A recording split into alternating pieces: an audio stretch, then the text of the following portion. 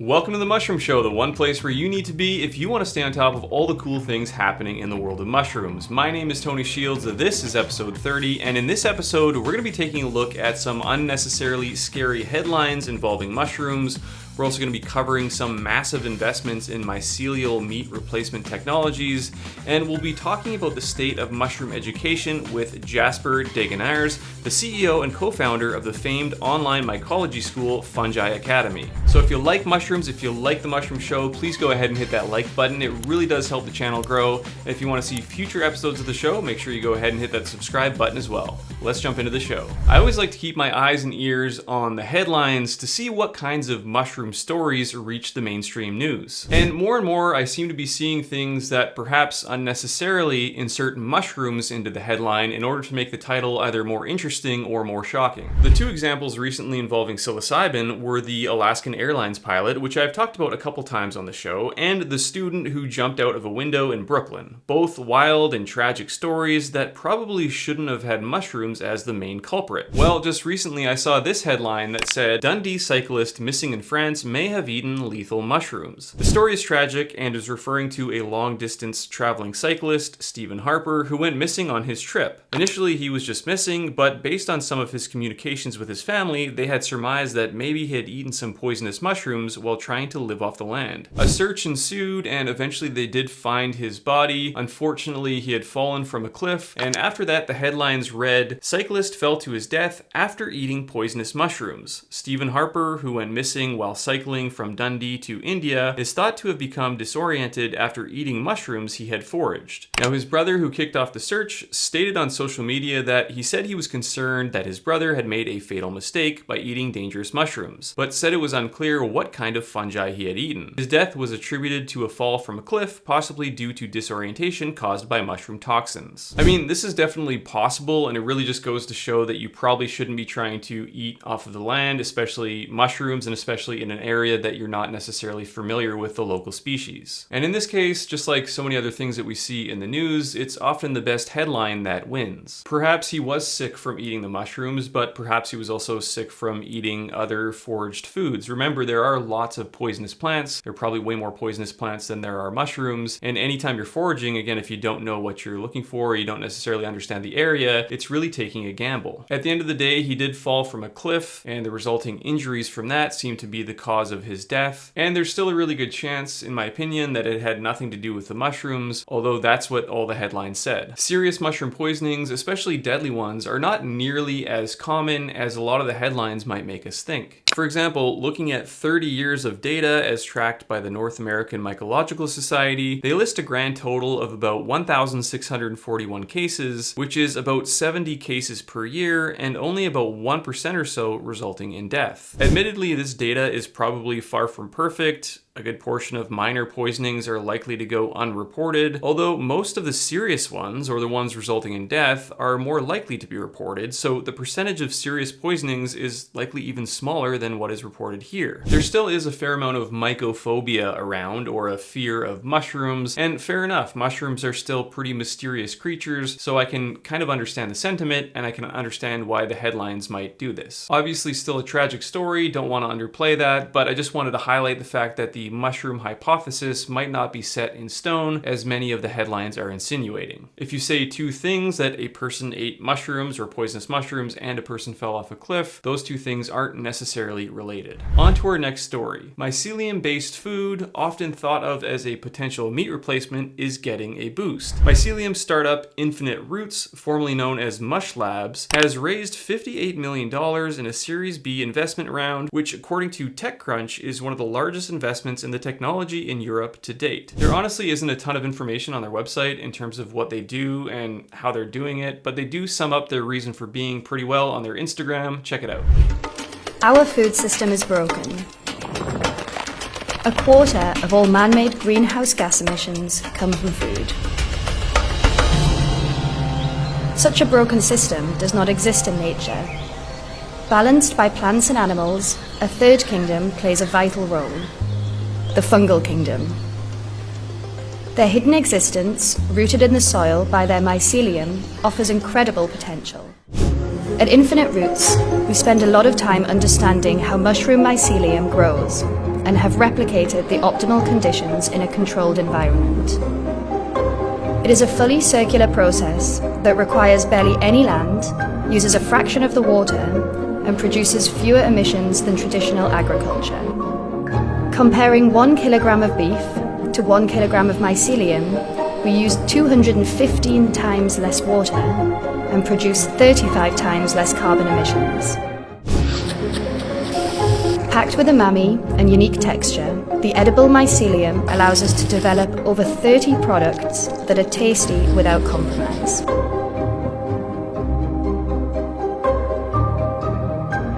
At Infinite Roots, it's not about replacing meat. We bring food security, sustainability, and local production to our broken food system and provide accessible, nutritious foods while preserving our planet. Now, the idea of using mycelium to somehow grow food, or specifically to grow meat or a meat replacement, is not necessarily a new concept, although it does seem to be getting a lot more traction recently. It's not just Infinite Roots. There are lots of other companies in this area that have raised a lot of money recently. For example, in the US, a company called Meaty has apparently raised almost $275 million to bring very convincing looking mycelium-based meat replacements to market. And it's not just meat replacements. There are other categories in food that mycelium technology seems to be very well suited for. Nature's Find, for example, is a mycelium-based food company that makes meatless mycelium breakfast sausages, but are also using their fungi-based protein to make dairy replacements like yogurt and cream cheese. According to the same TechCrunch article, they have already raised over $500 million. Now, as many of you may know who might already do this at home, it doesn't have to be super expensive to use some of this technology or try to replace some meat consumption with mushrooms. I only have to point to the incredibly delicious lion's mane fried chicken sandwich that I was lucky enough to enjoy at Far West Fungi's Myco store and restaurant in Santa Cruz over the summer. That is something you could make at home for just a few bucks, but you might have a tough time making it taste as good as Far West Fungi's. That thing was just chef's kiss. If I had to guess, I would say that this area of mycotechnology is probably going to see the highest amount of investor attention and investor dollars over the next few years. Unlike many other areas of mycotechnology, it seems like mycelium-based foods and mushroom-based foods are finally ready to scale and ready for the big time. When did mushrooms become a thing? It seems pretty normal now to be like into mushrooms, but I remember when I was first getting into mushrooms, it wasn't a thing. For me, it consisted of going to the local library and seeing if I could take out Paul Stamets' Growing Gourmet and Medicinal Mushrooms for the 10th time. It was always there because no one else was taking it out. No one else around me in my local area was interested in the topic, and it was kind of hard to learn about it. Aside from a few esoteric forums, even the emergence of the internet, a digital network that in many ways resembles the mycelial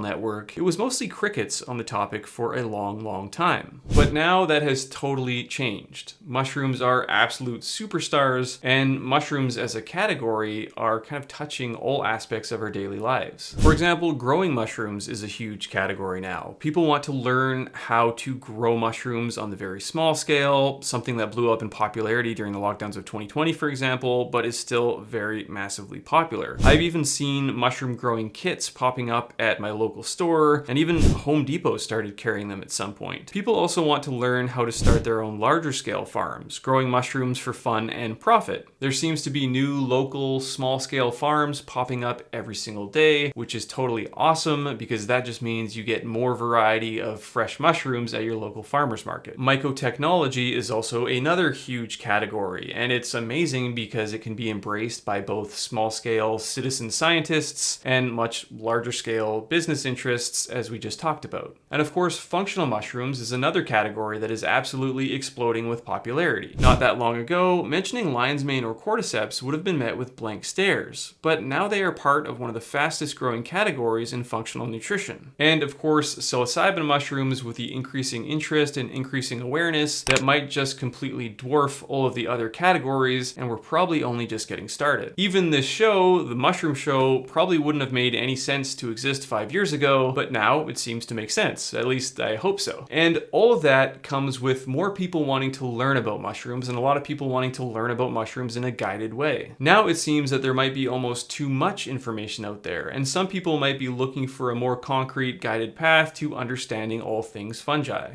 Jasper Degenaars is the Chief Executive Officer of Fungi Academy, a self-described international collective of passionate earthlings united by our shared love and belief in the power of fungi, who since 2016 have been dedicated to making mushroom education accessible and easy for everyone and connecting a diverse global community of mycophiles. Fungi Academy is gearing up for the 2024 Sacred Mycology Summit, which is a 3-day online event that celebrates all things mushrooms. I reached out to Jasper to chat about the event and chat about the state of mushroom education in general. Let's roll the clip. Jasper, thank you so much for joining us today on The Mushroom Show. Thank you so much, Tony. It's an honor to be on for a second time. It's great.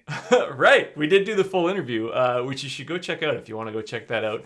That was a couple years ago now. Man, time flies. But for the sake of people who don't know who you are the co-founder of the Fungi Academy, which is a mushroom school. Why don't you tell people a little bit about the Fungi Academy and the kind of things that you teach there? Yeah, that's but it's always hard. But like, we're a mushroom education center. We're a sacred mycology school. So like, I think our bread and butter is teaching mushroom cultivation that people can apply anywhere in the world.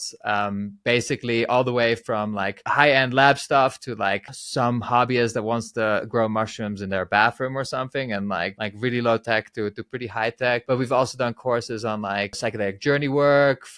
Last year we made a course on fungal ecology, so how fungi work in ecosystems.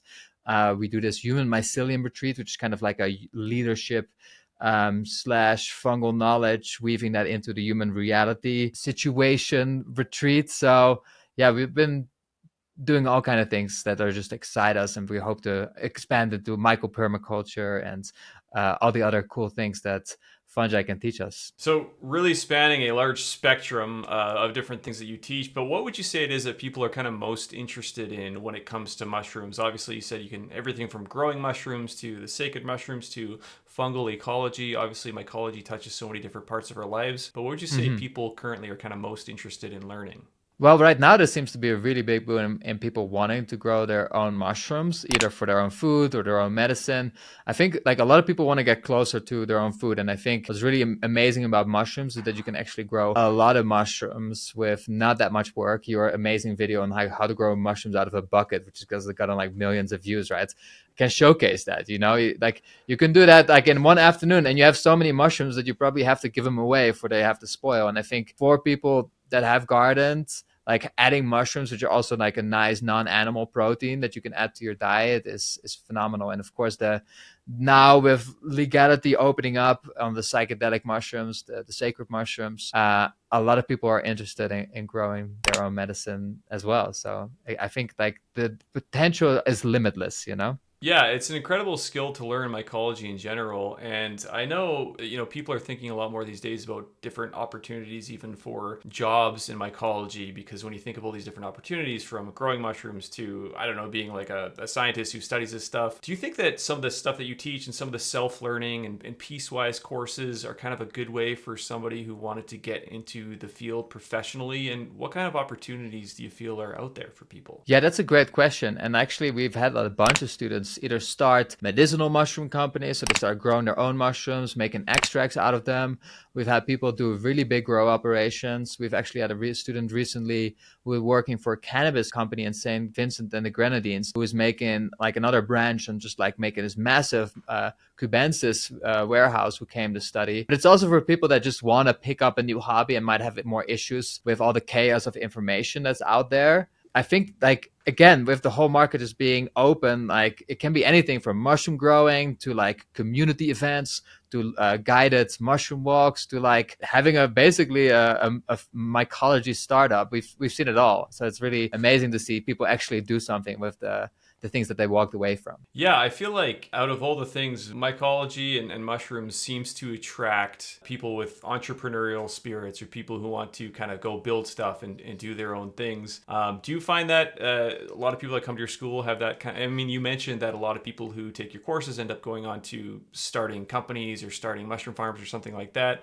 What do you think is the reason for that? What is it about mushrooms that attracts like micropreneurs? That is a good question, right? Like people that get into mushrooms want to make it into like a livelihood, or why do people that already are doing like entrepreneurial things are drawn to mushrooms? And I think it is because the field is so wide open, right? Like anybody can make a discovery that can completely blow everybody away, to create a whole niche market, right? I think micromaterials is just like a nice example of some people with an idea, and now like it's becoming skilled up, right? We have a mycelium grown bacon, there's mycelium leather, and like these are not necessarily things that like you have to be an ultra specialist in to discover. And like I think that's what makes it really interesting. And also, I think mushrooms, like, they don't ship well. So if you don't have a gourmet mushroom farm that sells, like, for example, like Phyllosia adiposa, or like the cinnamon cap or chestnut mushrooms in your area, there's a high likelihood that you just don't get them. And some people were like, well, I want to have these mushrooms. My community wants to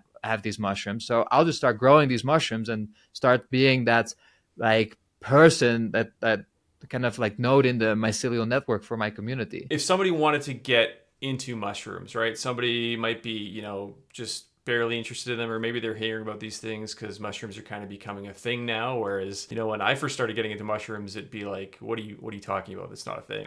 Same. Yeah, totally, right? I mean, what are some of the paths that people could start to pursue if they wanted to take mushrooms a little more seriously? Yeah, and like I think that is why, like, growing closer to the organism, right? I think sometimes there's the hyper focus with mushrooms on the molecules, and I like to say that we're working with organisms, not molecules, and trying to understand the organisms better, I think is a great first start. And that you can do that by just going out and trying to get to know the mushrooms in your ecosystem by going on a forage. You don't even have to pick anything. You can just take pictures, put them on iNaturalist, and get to know the mushrooms in your neighborhood. But I think growing the mushrooms at least gave me, and seems to have given a lot of people, such a fundamental understanding of how these organisms work, that then I've personally felt closer to them, and I felt more inspired, and I felt like, yeah, just like really motivated to start a symbiotic relationship with these organisms. So get to know the organisms, I think, is the straight answer to that. Yeah, that's such a good way to put it. I mean, people often say that mushrooms are teachers, but not just psilocybin mushrooms, which, like the golden teacher, for instance, but even, oyster mushrooms can teach you a lot about how mushrooms grow or what they need to grow. And you're right, maybe the best thing to do is just to dig in, to get going, to get your hands dirty and start trying to grow these mushrooms. But if somebody wanted to take a more formal approach, I mean, Fungi Academy is one of those things that I find is really cool because, some people learn with all this scattered information all over the internet and start to piece it together. Some people prefer to do, courses that can kind of guide them and give them more of a syllabus to follow, which is what you guys do. But you also have the Mushroom Summit that's coming up. Why don't you tell me a little bit about this event? Yeah, the Sacred Mycology Summit. It was actually an idea that like Oliver and I talked about, and Oliver was the founder of Fungi Academy, who passed away about 3 years ago, and we were kind of just always running around, and now we finally had some space and like all the tools in place to actually do this event. There's a lot of summits, and we found there's a lot of online summits about psychedelics and like a lot of topics, but there's not like really a solid mycology summit yet, I thought. And we wanted to do this to just like bring in many amazing voices. Like we have Dennis McKenna and we have Michael Crow from Southwest Fungi. We have, of course, William Padilla Brown, who is like a massive genius, but also bring in like some of the more people that are not so much on the forefront, but they're doing amazing work. So we have some amazing female entrepreneurs, mushroom growers, which are way too rare in the scene right now. We have some indigenous Mayan wisdom keepers. We have a Quiche guy named Reggie, who like has written a book on like the indigenous mushrooms that grow here in the Mayan highlands, and he speaks English, so he's going to do a presentation. We have a presentation on like cacao agroforestry and how that like fuses with the mycology in the scene, and how they fuse mycology with the agroforestry. We have amazing permaculturists, so it's like kind of all the things that we are really into, and what we call sacred mycology, which is finding meaning and purpose in our lives with the help of mushrooms. And like you said before, all the kinds of mushrooms, and making that into like a weekend long like online event that also has like we do men's and women's circles. We do like authentic relating, and we're trying to make it more kind of like one of our courses / retreats that we host here, but in the virtual world, and it's absolutely free. So that's it's amazing that we can offer that to the community. That's awesome. And I imagine that you're also speaking there as well. Actually, I have not put myself in there because I'll probably be hosting, so I'm not on the speaker slots right now, but like you'll see me come up, and I'll be introducing the guests, and I'll be there all day. So I think people see enough of me in those moments. So maybe if last minute I need to share something. I have a whole repertoire of presentations that I do. So I might squeeze myself in there if we have a last minute dropout, but for now I'm just the host. I know you do have some good presentations. I have seen some of them myself at other seminars. They're always wonderful. You're a great person to learn from, but it's cool to see that you're shining the spotlight on so many other mushroom entrepreneurs and other mushroom people in the community. The Sacred Mycology Summit is taking place between February 23rd to February 25th. If you want to learn more about it, head over to fungiacademy.com. Jasper, thank you so much for joining us on the Mushroom Show. Is there anything else you wanted to mention before we close this out? No, thank you for your work, and thank you for like sharing the magic of fungal wisdom, as we say it. You know, you reach such a like wide range of people that are interested in this, and I often when you ask like what do you do when people want to know more about mushrooms, I often send them to your YouTube channel because there's so much. So I just want to thank you for your work, and thank you for this opportunity to be able to share about our work here. Excellent. I'm just happy to be a part of it as well. So thanks again, Jasper. Thanks, Tony. I hope you enjoyed that. Always great to talk to Jasper. Again, the event runs February 23rd to 25th. Go ahead and check it all out at fungiacademy.com. And that's it for this episode of The Mushroom Show. Again, thank you so much for being here. Thank you so much for watching. Again, if you like mushrooms, if you like The Mushroom Show, please go ahead and hit that like button. It really does help the channel grow. And if you want to see future episodes of the show, go ahead and hit that subscribe button as well. We'll see you in the next episode.